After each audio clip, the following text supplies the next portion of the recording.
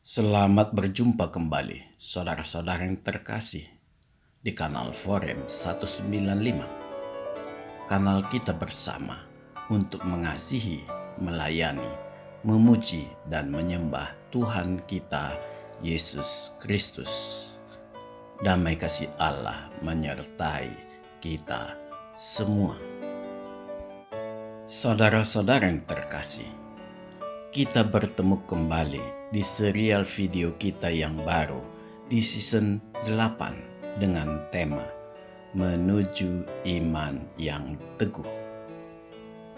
Dalam 3 tahun sejak awal COVID-19, kita sudah menjalani 7 season yang mana kita banyak belajar tentang iman, harapan, dan kasih. Dan kita juga belajar bersama tentang perbuatan serta apologetika. Dari 3 yang pertama ini, yaitu iman, harapan, dan kasih, merupakan tinjauan internal di dalam diri kita. Sebagaimana Alkitab bersaksi bahwa yang kita fokuskan adalah kasih. Memang, inilah karakter Allah kita. Karena itu, di seluruh pengajaran Tuhan, Dia juga menekankan pada 2 hukum yang sangat mendasar yang harus kita miliki, yaitu hukum kasih. Mengasihi Tuhan dan implikasinya adalah mengasihi sesama. Latar belakang hukum kasih ini adalah pengenalan kita pada Tuhan, karena inilah inti segalanya. Sedangkan 2 yang terakhir, yaitu perbuatan dan apologetika, keduanya merupakan output dari pengenalan kita akan Tuhan yang penuh kasih itu. Ini merupakan benteng iman orang Kristen terhadap dunia di luar dirinya. Baik secara pribadi, komunitas gereja, maupun dalam kehidupan keseharian. Dengan demikian, orang dapat mengenali bahwa segala perbuatan kita berdasarkan ketulusan dari hati yang sudah dirubah Tuhan. Jadi, bukan karena perintah dari sebuah hukum. Ini sering membingungkan kita umat Kristen, sehingga kita lebih dominan bersandar pada peraturan dan hukum. Padahal, yang seharusnya kita lakukan adalah berdasarkan kasih. Saudara-saudara yang terkasih, Alkitab bersaksi, tidak ada hukum di dunia ini yang menentang perbuatan kasih. Dan sebenarnya lah, yang menentang kasih itu hanyalah iblis sendiri. Karena iblis tahu, di mana ada kasih, di situ ada Allah. Inilah yang hendak dibiaskan oleh iblis, merancukan antara perbuatan berdasarkan kasih dengan perbuatan baik berdasarkan ritual sebagai bentuk pengajaran sebuah agama. Ini sangat berbahaya karena bisa mengakibatkan ambivalen terhadap keberadaan Tuhan.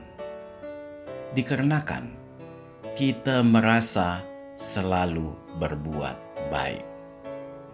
Padahal dari pembelajaran kita sebanyak 7 season, kita sudah tahu bahwa setiap manusia bisa berbuat baik sekalipun dia tidak mengenal Tuhan. Itulah pengaruh roh manusia yang ada di dalam diri tiap manusia. Bila terjadi hal seperti ini, maka perlahan-lahan eksistensi Tuhan kita anggap hanya sekedarnya di dalam hidup kita. Tuhan Yesus Kristus dan Rasul Paulus dengan keras menegur umat Kristen yang seperti ini dengan sebutan jemaat yang suam-suam, panas tidak dan dingin pun tidak. Saudara-saudara yang dikasihi Tuhan, bila saudara-saudara mengikuti video kita yang season 4 sebanyak 14 episode, saudara akan melihat bahwa di dalam mengikuti Tuhan, kita tidaklah bisa berlaku sembarangan dalam memahaminya.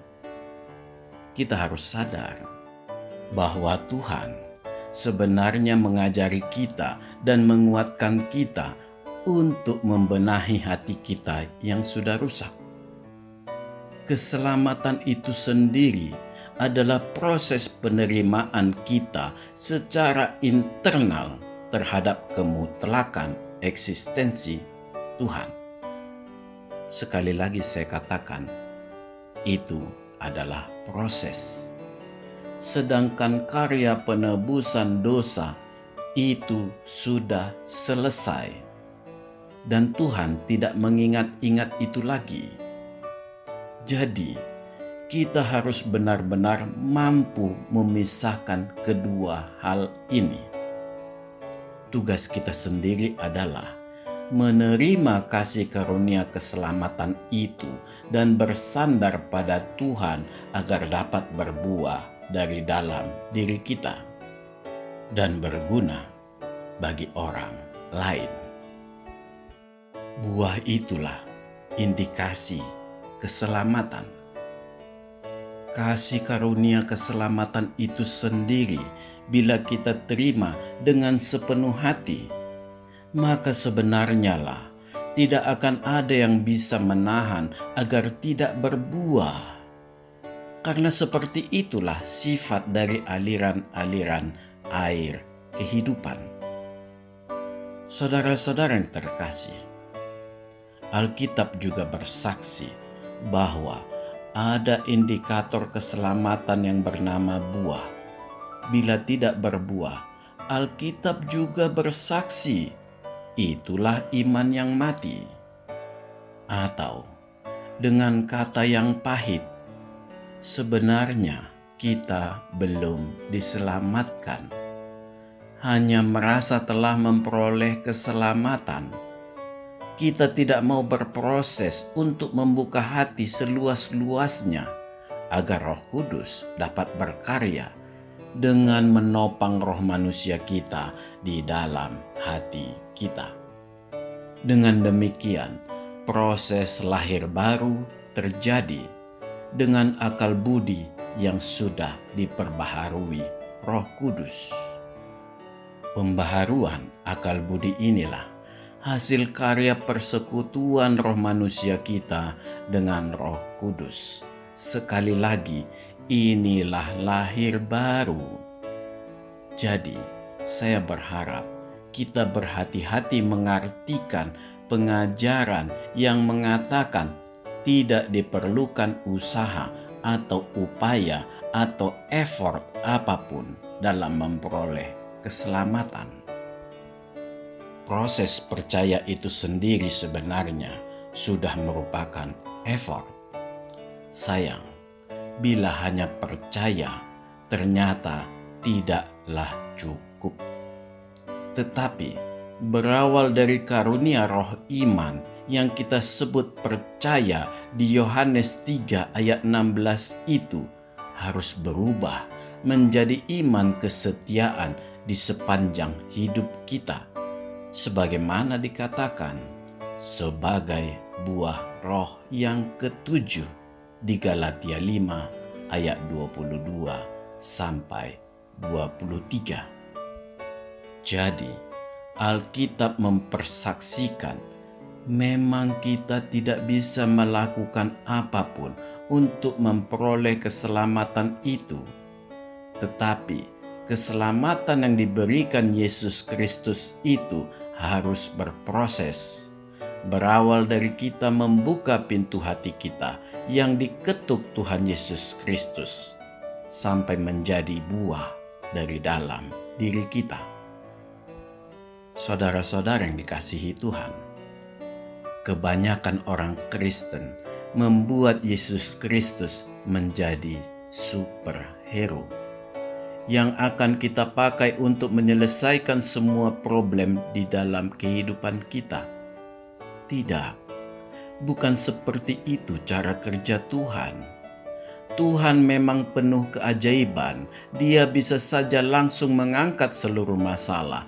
Dia juga bisa melemahkan musuh atau problematik kita.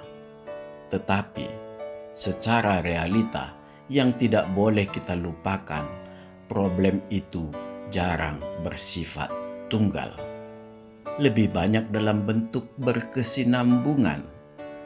Jadi, Tuhan sudah pasti tidak akan melakukan itu semua. Karena bila Dia melakukannya, itu hanya berarti Tuhan sudah mengambil alih pilihan-pilihan hidup kita, yang sebenarnya merupakan otoritas kita sendiri sebagai ciptaan Tuhan yang sempurna. Jadi, bagian yang diambil Tuhan sebagai porsi dalam tanda kutip tugas Tuhan adalah bagian yang Dia tahu kita tidak akan mampu mengangkat beban itu.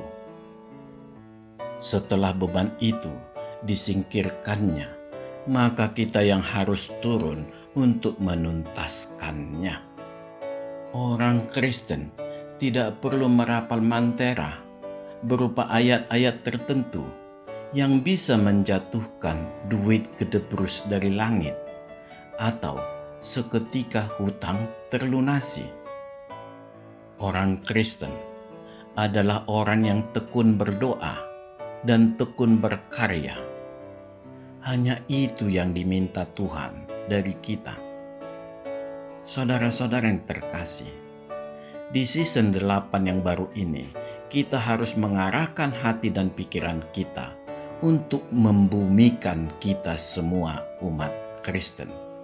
Artinya, kita harus tetap menyadari sekalipun Tuhan sudah berkarya di dalam kita semua, Dia tidak langsung mengangkat kita semua ke sorga begitu keselamatan sudah kita peroleh. Tetapi Tuhan masih memberi kita waktu untuk hidup di dunia ini. Yang jelas dan yang pasti, dunia yang kita tempati ini masihlah dunia yang sama, dengan problem yang sama, bahkan mungkin semakin kompleks. Yang harus kita sadari, efek utama keselamatan itu adalah kelahiran baru. Yang sebagaimana sudah banyak kita pelajari, itu hanya berarti adalah cara pandang kita mengenai kehidupan ini semakin mengarah kepada mata iman kita, yaitu semua untuk kemuliaan Tuhan.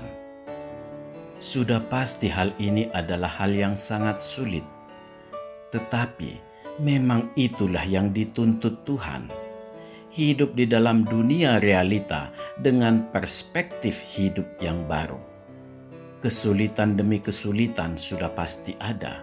Dan kita sebagai orang Kristen percaya bahwa Tuhan akan memampukan kita semua sampai seluruh tugas kita di dunia ini dapat kita selesaikan. Dan pada waktunya, kita menghadap Dia dengan keadaan yang sudah disempurnakan oleh Tuhan Yesus Kristus. Sebagaimana kesaksian di kitab Matius 5 ayat 48. Amin. Tuhan memberkati kita. Marilah kita masuk ke saat teduh sejenak.